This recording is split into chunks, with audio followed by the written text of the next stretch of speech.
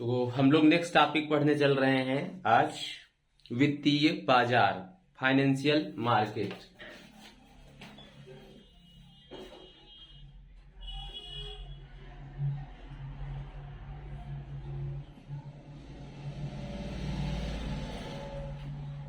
Financial market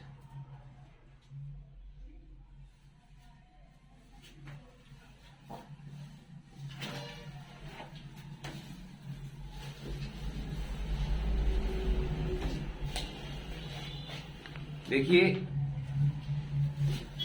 अर्थव्यवस्था का वह बाजार जहां वित्त का लेन देन अधिक वाले क्षेत्र से कमी वाले क्षेत्र की ओर होता है, यानी जहां वित्त की अधिकता रहती है, वित्त की अधिकता, वहां से कमी वाले क्षेत्र की ओर, जिस बाजार में वित्त की अधिकता वाले क्षेत्र से वित्त की कमी वाले क्षेत्र की ओर वित्त का लेन देन होता है, उसको वित्तीय बाजार कहते हैं, फाइनेंशियल मार्केट कहते हैं। अच्छा, इस लेन देन में किसकी सहायता ली जाती है? इस लेन देन में वित्तीय संस्था की सहायता ली जाती है, वित्तीय संस्था। और किसकी सहायता लेते हैं? वित्तीय सेवाएं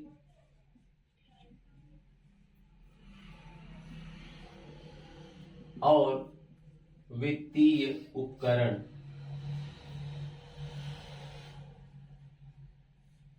इन सब की मदद से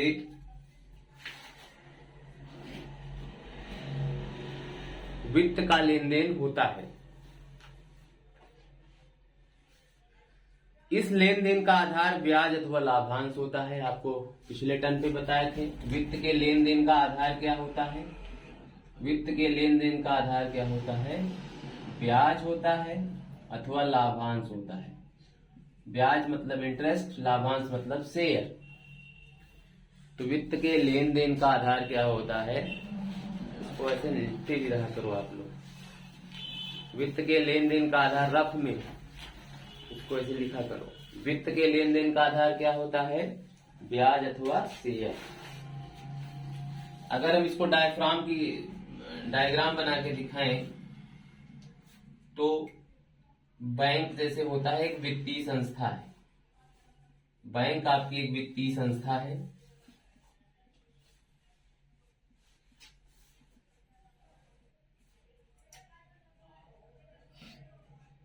व्यक्ति जो होता है वो अभाव क्षेत्र होता है। देखिए, जो बैंक होता है यहाँ वित्त की अधिकता होती है। व्यक्ति के पास क्या होता है? बैंक जो है अधिक क्षेत्र है, यहाँ वित्त की अधिकता रहती है। व्यक्ति जो है अभाव क्षेत्र।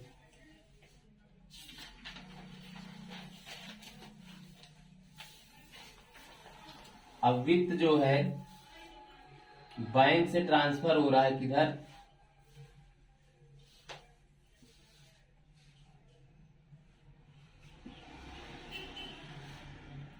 व्यक्ति की ओर। और इन व्यक्ति को क्या करना है? मूलधन तो बैंक को वापस करना ही पड़ेगा, साथ ही साथ ब्याज वापस करना पड़ेगा। बैंक से व्यक्ति ने पैसा लिया यानी वित्त लिया, बैंक ने वित्तीय सेवा का कार्य किया, तो व्यक्ति को जितना वित्त लिया था वो तो मूलधन के रूप में लौटाना है, साथ साथ ब्याज भी लौटाना है।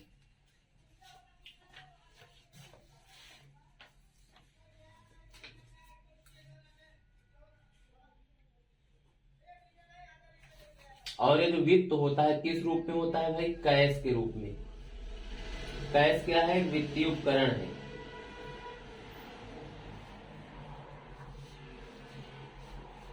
कैश एक वित्तीय उपकरण है।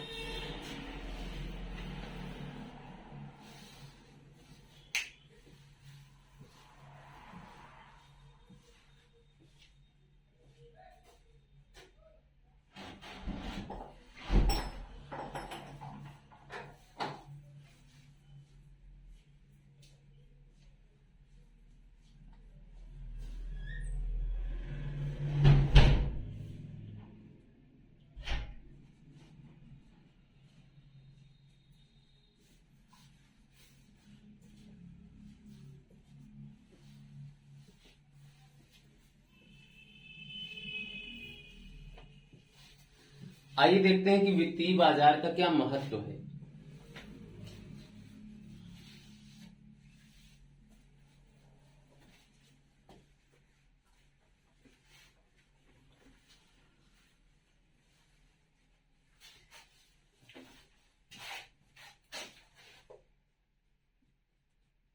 वित्तीय बाजार का महत्व।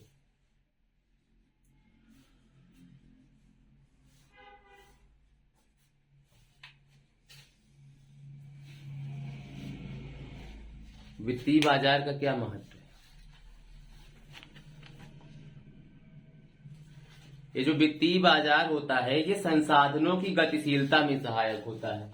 सबसे पहला पॉइंट होता है कि वित्तीय बाजार की मदद से संसाधन गतिशील हो जाते हैं। संसाधनों की गतिशीलता में सहायक।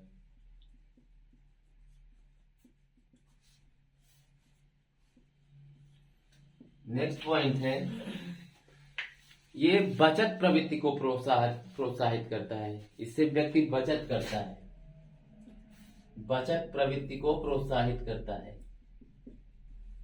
और क्या करता है वित्तीय बाजार? बचत को निवेश में परिवर्तित करता है। ये जो बचत हुई इसको निवेश की प्रवृत्ति में तब्दील कर देता है और आर्थिक समृद्धि दर को प्रोत्साहन मिलता है। इससे आर्थिक समृद्धि बढ़ती है, आर्थिक समृद्धि बढ़ती है।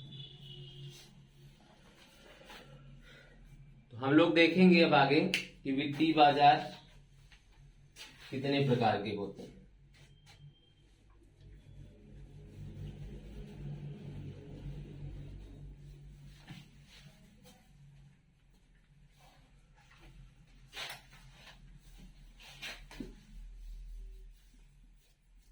वित्तीय बाजार के प्रकार।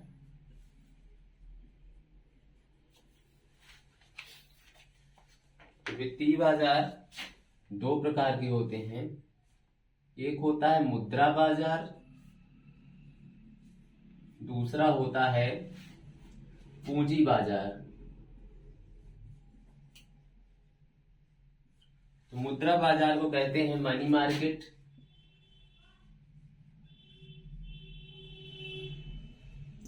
और पूंजी बाजार को बोलते हैं capital market. Money market, capital market. अब हम लोग जानेंगे कि मुद्रा बाजार क्या है।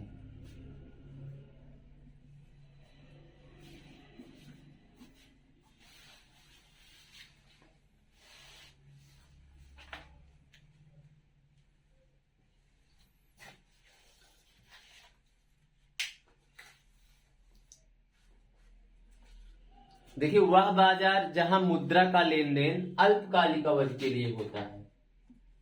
मुद्रा का लेन देन अल्पकालिक अवधि।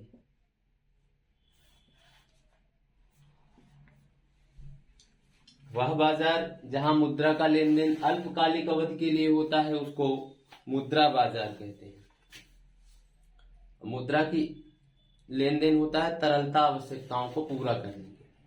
तरलता क्या है आगे समझेंगे। नेक्स्ट है पूंजी बाजार। अब आप खुद से बता सकते हैं कि पूंजी बाजार क्या होता है। जहां मुद्रा का लेन देन दीर्घकालिक अवधि के लिए होता है।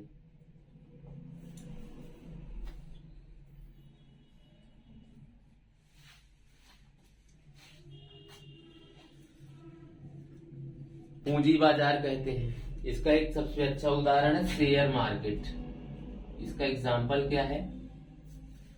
Share market. शेयर मार्केट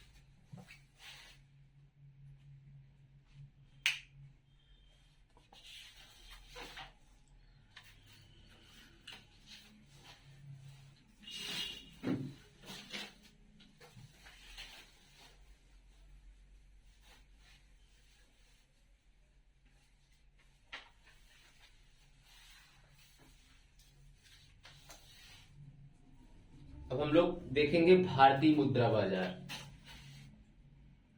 भारतीय मुद्रा बाजार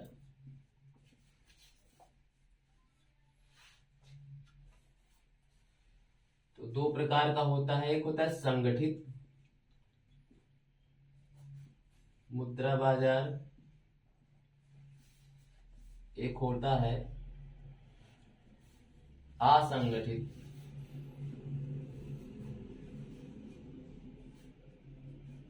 मुद्रा बाजार।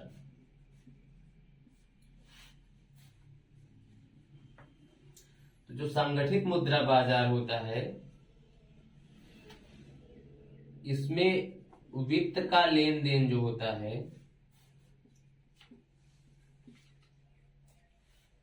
निश्चित नियमावली के तहत होता है, निश्चित नियमावली के तहत होता है।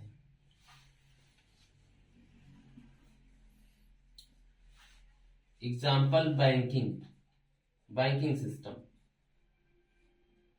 Banking system.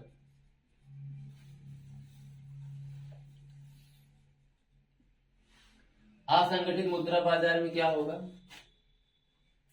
इसमें जो है वित्तीय नियमों का अभाव होगा, वित्तीय नियमों का अभाव। भाई जैसे आप गांव में रहते हैं, आपको पता होना चाहिए कि गांवों में लोग, जो गरीब लोग होते हैं, जिनके पास पैसा नहीं है, पूंजी की जरूरत होती है, तो वो लोग किसी बड़े सेठ, साहूकार, इन लोगों के पास जाते हैं, पैसा लेते हैं। वो अपना मनमर्जी ब्याज पे पैसा देता है। अब वहां कोई फिक्स नहीं कि कितने ब्याज पे पैसा देगा, अब सामने वाले के गर्ज पे डिपेंड करेगा। तो ऐसा बाजार, मतलब गांव देहात में क्या होता है, गरीब लोग पढ़े लिखे नहीं है, हालांकि उनको बैंकिंग सिस्टम से जोड़ा जा रहा है बहुत तेजी से, पर आज भी तात्कालिक ऋण के लिए लोग बड़े बड़े साहूकारों के पास जाते हैं। तो उसी को असंगठित मुद्रा बाजार करें। यहाँ पर क्या होगा, वित्त का लेन देन कोई निश्चित नियमावली के तहत नहीं होगा। सिर्फ बैंक है, बैंक ब्याज देगी तो एक उचित ब्याज दर होता है जो कि फिक्स होता है, चेंज नहीं होता, सारे ग्राहकों को सेम रेट पे ब्याज मिलेगा। पर यहाँ ऐसा कोई निश्चित नियमावली नहीं होती।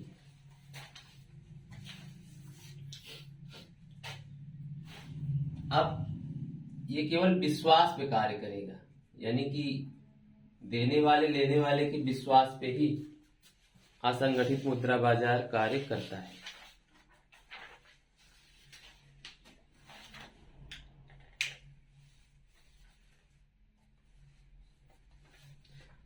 अभी एक वर्ड यहां पर तरलता आया।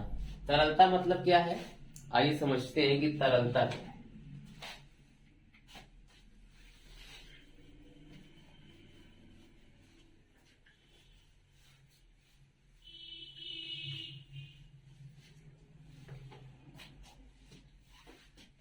एक वर्ड निकल के आया, तरलता।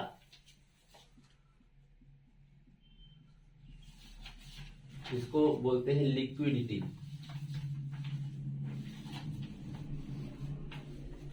ये लिक्विडिटी क्या चीज होती है, अब इसको ऐसे समझिए कि किसी परिसंपत्ति को नकदी में परिवर्तित करने की क्षमता, परिसंपत्ति को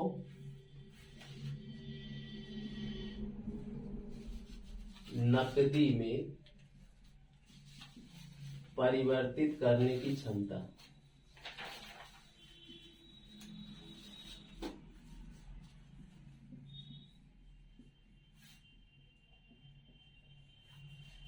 जैसे आपके पास सोना है, सोने के बदले मनी ले लेना। आपके पास जमीन है, घर है, उसके बदले पैसा ले लेना। इस प्रक्रिया को ही तरलता कहते हैं। यहां यह ध्यान देने वाली बात है कि सोने को जल्दी, आपके पास सोना है उसके बदले जल्दी से आपको पैसा मिल जाएगा, या आपके पास प्रॉपर्टी है उसके बदले जल्दी से पैसा मिल जाएगा। सोने के बदले जल्दी से आपको पैसा मिल जाएगा, इसलिए बोला जाएगा कि सोना जो है ज्यादा तरल है, किससे, प्रॉपर्टी से। तो तरलता का मतलब समझ गए कि आपकी परिसंपत्ति को पैसे में कन्वर्ट करने की क्षमता, नकदी में कन्वर्ट करने की क्षमता।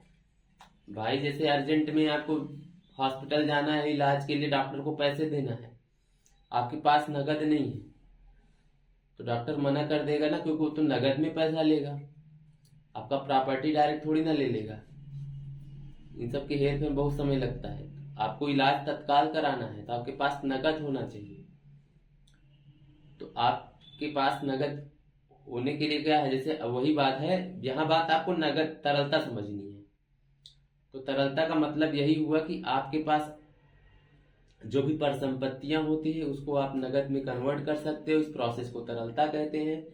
अब जैसे आपके पास गोल्ड है, गोल्ड ज्यादा तरल है किसकी तुलना में, प्रॉपर्टी की तुलना में।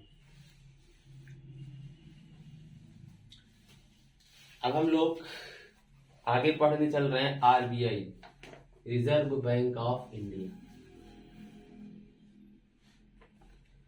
तो इसका संगठन देखते हैं कैसे हुआ।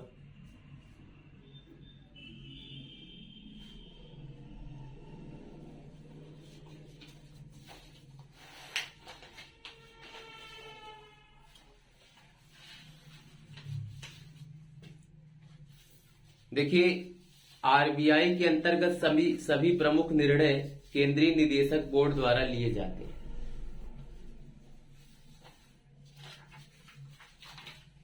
ये जो आरबीआई है केंद्रीय निदेशक बोर्ड के माध्यम से काम करता है।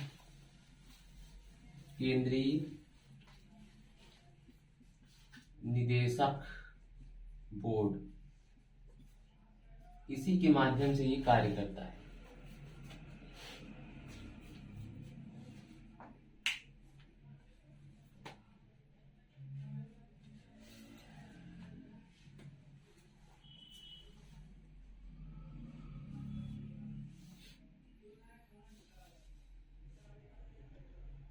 तो जो केंद्रीय निदेशक बोर्ड है, इन्हीं के माध्यम से आरबीआई काम करता है। और केंद्रीय निदेशक बोर्ड जो है अपना निर्णय लेने के लिए स्थानीय बोर्ड और क्षेत्रीय कार्यालयों की मदद से करते हैं। क्षेत्रीय कार्यालय, इन्हीं की मदद से आरबीआई केंद्रीय निदेशक बोर्ड की मदद से काम करता है। केंद्रीय निदेशक बोर्ड का संगठन में केंद्रीय निदेशक बोर्ड जो होता है स्थानीय बोर्ड और क्षेत्रीय कार्यालय के माध्यम से कार्य करता है। तो जो केंद्रीय निदेशक बोर्ड होता है, केंद्रीय निदेशक बोर्ड, इसमें एक गवर्नर होंगे,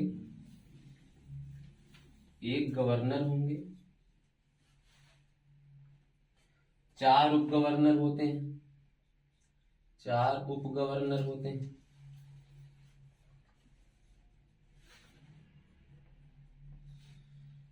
अब इन लोगों की नियुक्ति, गवर्नर और उप गवर्नर की नियुक्ति सरकार के द्वारा होती है। इनकी नियुक्ति सरकार के द्वारा होती है।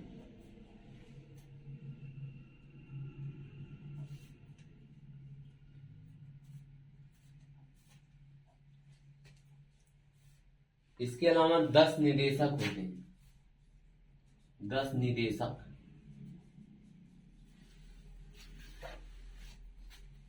ये जो 10 निदेशक होते हैं, ये लोगों को अर्थव्यवस्था की विभिन्न समझ होती है, अर्थव्यवस्था के विभिन्न क्षेत्रों की इनको समझ होती है। ऐसे एक्सपर्ट लोग 10 निदेशक नियुक्त कर दिए जाते हैं और ये भी सरकार द्वारा ही नियुक्त होते हैं। ये भी सरकार द्वारा ही नियुक्त होते हैं।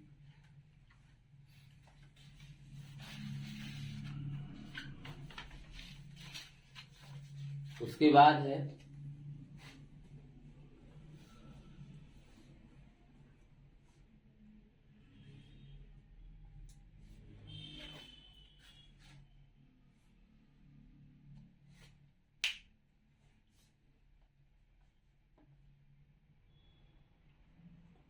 चार स्थानीय बोर्डों के निदेशक इसमें होते हैं। 4 स्थानीय बोर्डों के निदेशक,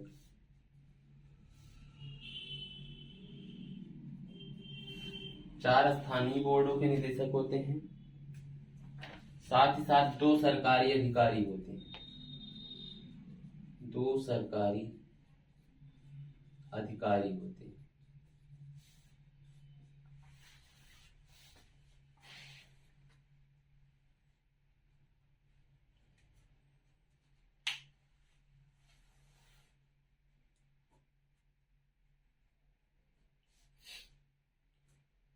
अभी जो केंद्रीय निदेशक बोर्ड है ना, एक वर्ष में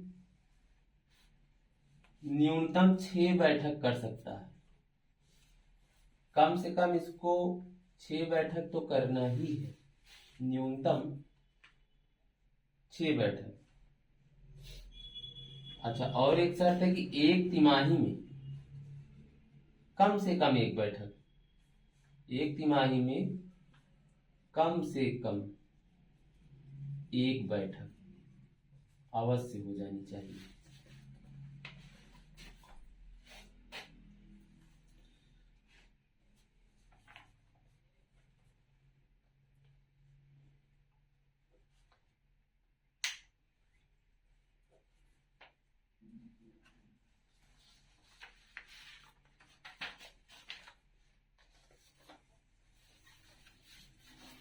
ये रहा आरबीआई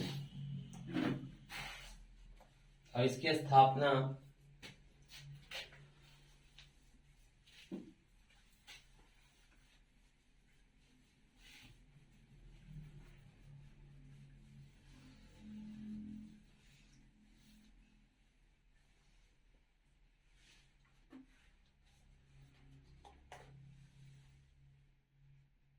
आगे है मौद्रिक नीति।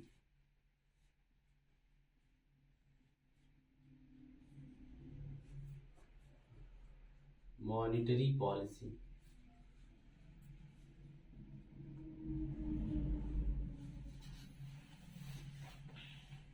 मॉनिटरी पॉलिसी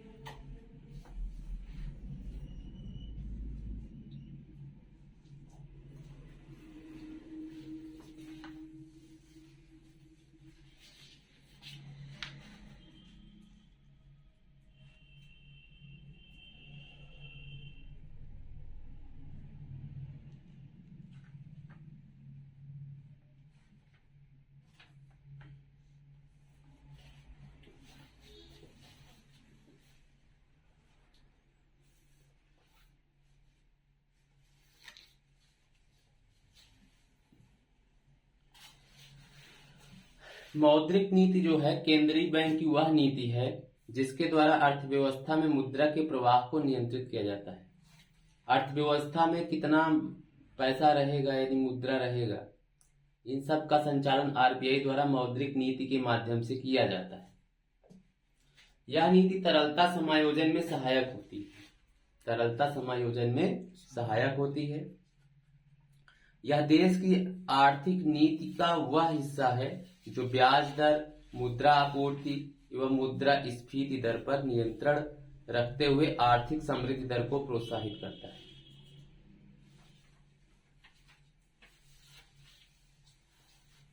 किस पे कंट्रोल होता है? यहाँ पर ब्याज दर पर, मुद्रा आपूर्ति मनी सप्लाई,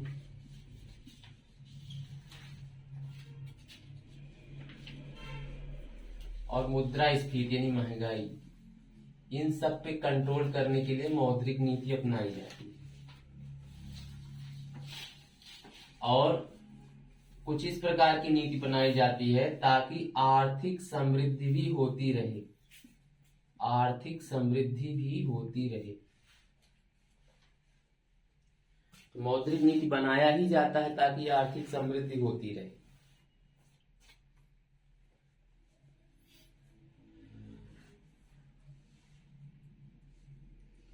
जो मौद्रिक नीति होती है वो राजकोषीय नीति के साथ सामंजस्य बनाती है।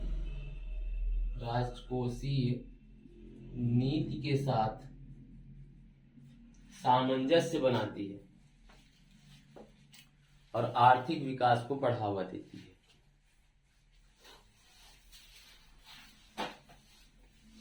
आर्थिक विकास को बढ़ावा देती है।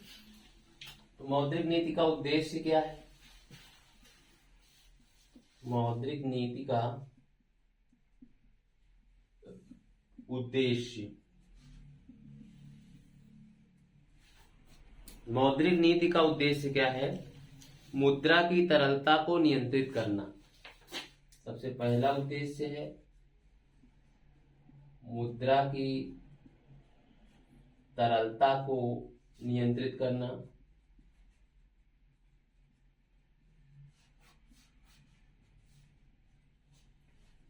और उद्देश्य क्या है? कीमत स्थिरता, विनिमय स्थिरता को बनाए रखना। कीमत स्थिरता,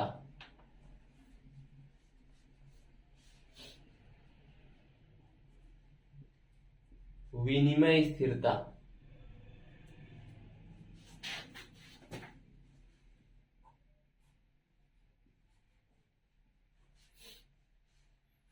कीमत स्थिरता, विनिमय स्थिरता को बनाए रखना।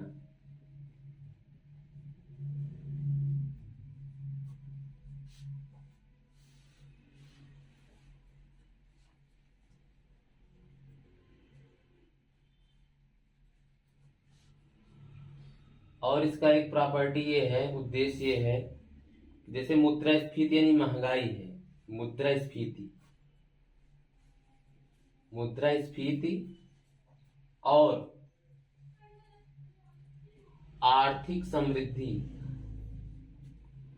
आर्थिक समृद्धि,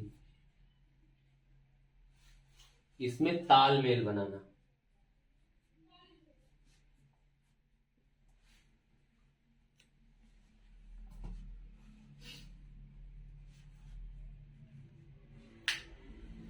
तो जो केंद्रीय बैंक होता है, ये मौद्रिक नीति के द्वारा आर्थिक समृद्धि के उद्देश्य को ध्यान में रखते हुए मूल्य स्थिरता बनाए रखने का प्रयास करता है, क्योंकि मूल्य स्थिरता सतत विकास का अनिवार्य शर्त है। तो मूल्य स्थिरता भी रहनी चाहिए।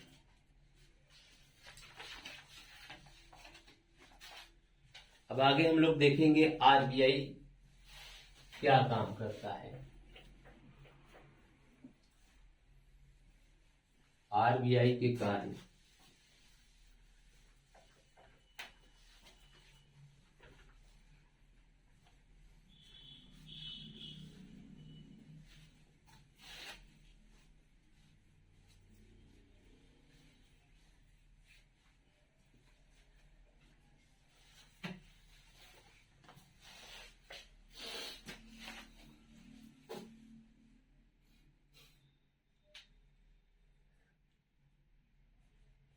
आरबीआई के कार्य,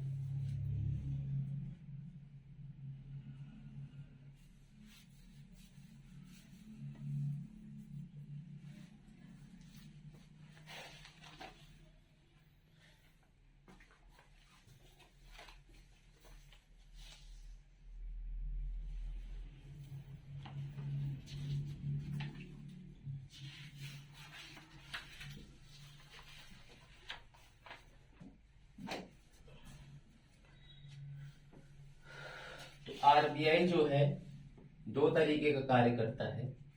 एक तो ये केंद्रीय बैंक के रूप में कार्य करता है, केंद्रीय बैंक के रूप में। दूसरा ये विकासात्मक कार्य करता है।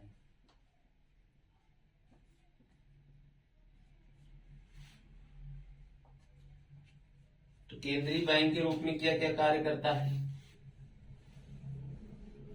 सबसे पहला है बैंकिंग प्रणाली का नियमन करता है। देश भर में जितने बैंक हैं उन सब के सिस्टम को रेगुलेट करता है। बैंकिंग प्रणाली का नियमन। दूसरा काम क्या करता है, कागजी मुद्रा जारी करता है, कागजी मुद्रा जारी करना। तीसरा काम क्या है इसका, ये बैंकों का बैंकर है, यानी बैंक जैसे हम लोग हैं तो वाणिज्यिक बैंकों में पैसा जमा करते हैं, जितने वाणिज्यिक बैंक हो आरबीआई में पैसा जमा करते हैं। इस प्रकार हम कह रहे हैं कि ये बैंकों का बैंकर है।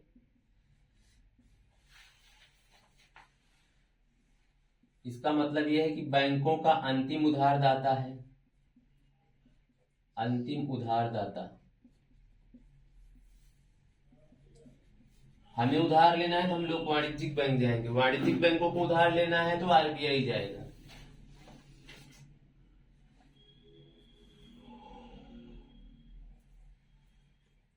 इस जितने भी वाणिज्यिक बैंक हैं अपना अतिरिक्त धन, जो अपना अतिरिक्त धन है आरबीआई में जमा करते हैं।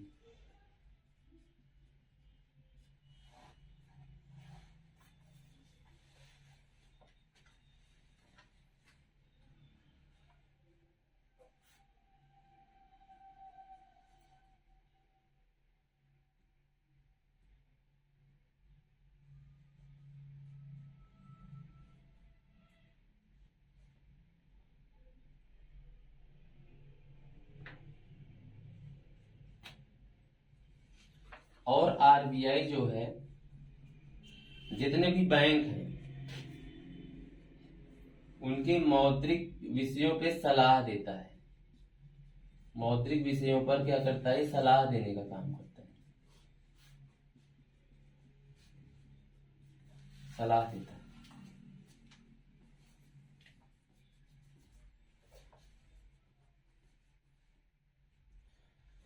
फिर आगे है कि ये सरकार का बैंकर है आरबीआई ना, इसमें जितने भी केंद्र सरकार है, राज्य सरकार है, वो सभी पैसा जमा करते हैं। इस प्रकार ये सरकार का बैंकर है। आरबीआई सरकार का बैंकर है। और ये क्या करता है, नए बैंकों को लाइसेंस देना। नए बैंक जो होते हैं, नए बैंकों को लाइसेंस देने का काम करता है।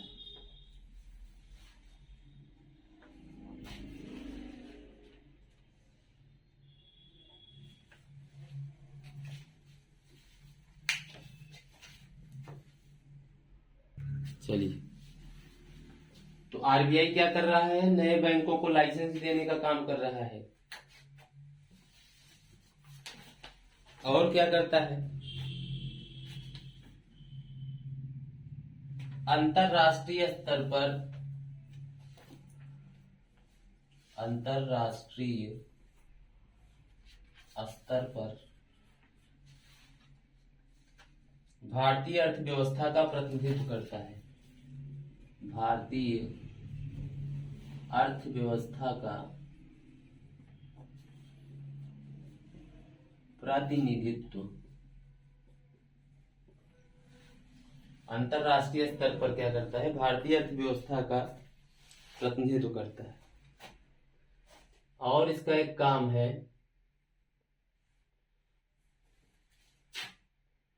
मौद्रिक नीति की समीक्षा करना, मौद्रिक नीति की समीक्षा करता है। और क्या करता है, विदेशी विनिमय बाजार का नियमन करना, विदेशी विनिमय बाजार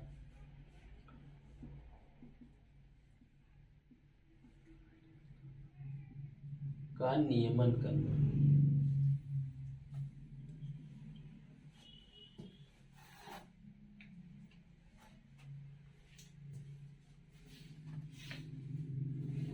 अब हम इसके विकासात्मक कार्य देखेंगे। तो सबसे पहला है कि वित्तीय व्यवस्था का आधुनिकीकरण करना।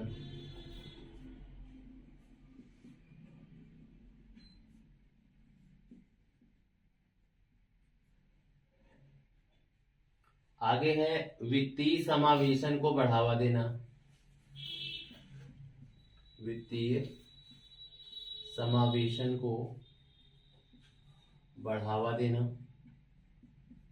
नेक्स्ट है देश में वित्तीय साक्षरता को बढ़ावा देना। देश में वित्तीय साक्षरता को बढ़ावा देना।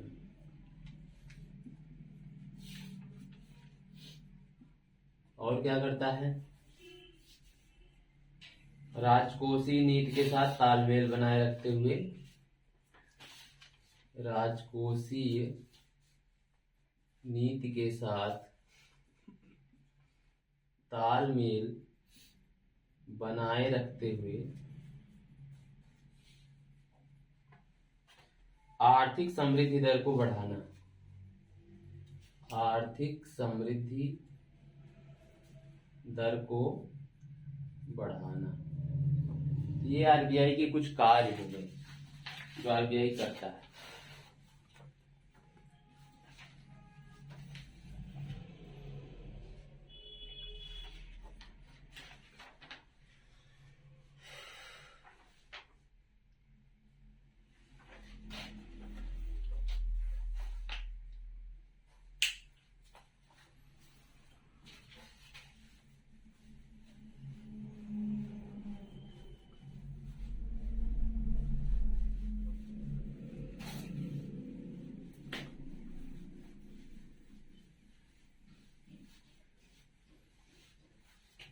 आगे है कि मई 2016 में आरबीआई अधिनियम 2034 में संशोधन किया गया, जिससे लचीली मौद्रिक स्फीति का लक्ष्य निर्धारण करने के लिए आरबीआई को सांविधिक अधिकार प्रदान किए गए। इस अधिनियम में संशोधन के द्वारा यह प्रावधान किया गया कि सरकार आरबीआई के परामर्श से प्रत्येक 5 वर्ष में एक बार मुद्रास्फीति के लक्ष्य का निर्धारण करेगी। इस संदर्भ में 31 मार्च 2031 तक के लिए 4 ± 2% सीपीआई आधारित मुद्रास्फीति के लक्ष्य का निर्धारण किया गया।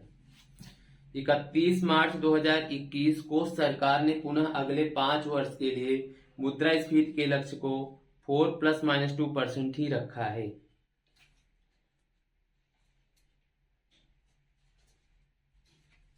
तो देखिए, मौद्रिक नीति 2 टाइप का होता है। मौद्रिक नीति 2 प्रकार का होता है। एक होता है कठोर मौद्रिक नीति, एक होता है सस्ती नीति। तो कठोर मौद्रिक नीति क्या है? देखिए, कठोर मौद्रिक नीति में क्या होता है, आरबीआई ना ब्याज दर बढ़ाता है। आरबीआई क्या करेगा? ब्याज दर बढ़ाएगा।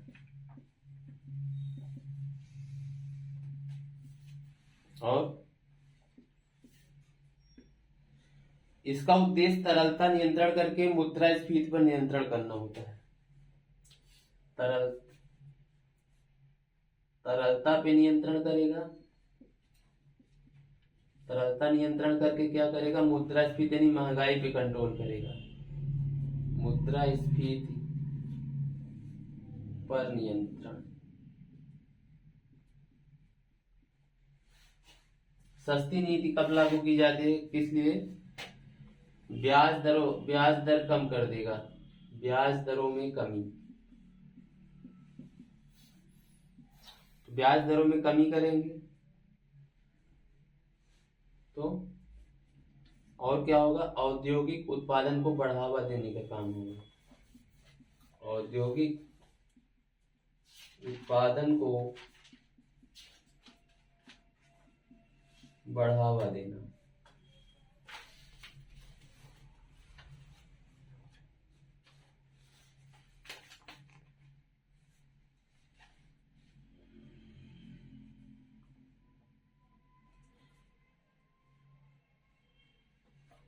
अब देखिए, कठोर मौद्रिक नीति का नुकसान है कि आर्थिक समृद्धि में कमी आती है।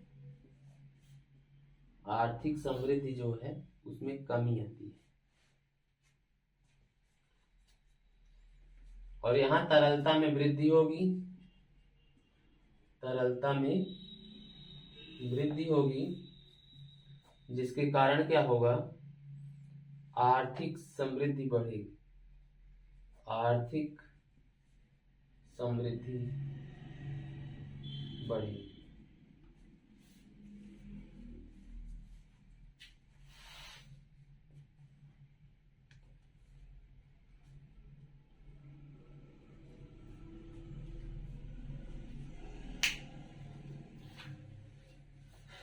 तो आज का टॉपिक हम लोग यहीं पे क्लोज करते हैं। इसके आगे का नेक्स्ट टॉपिक नेक्स्ट लेक्चर में कवर करेंगे। Thank you.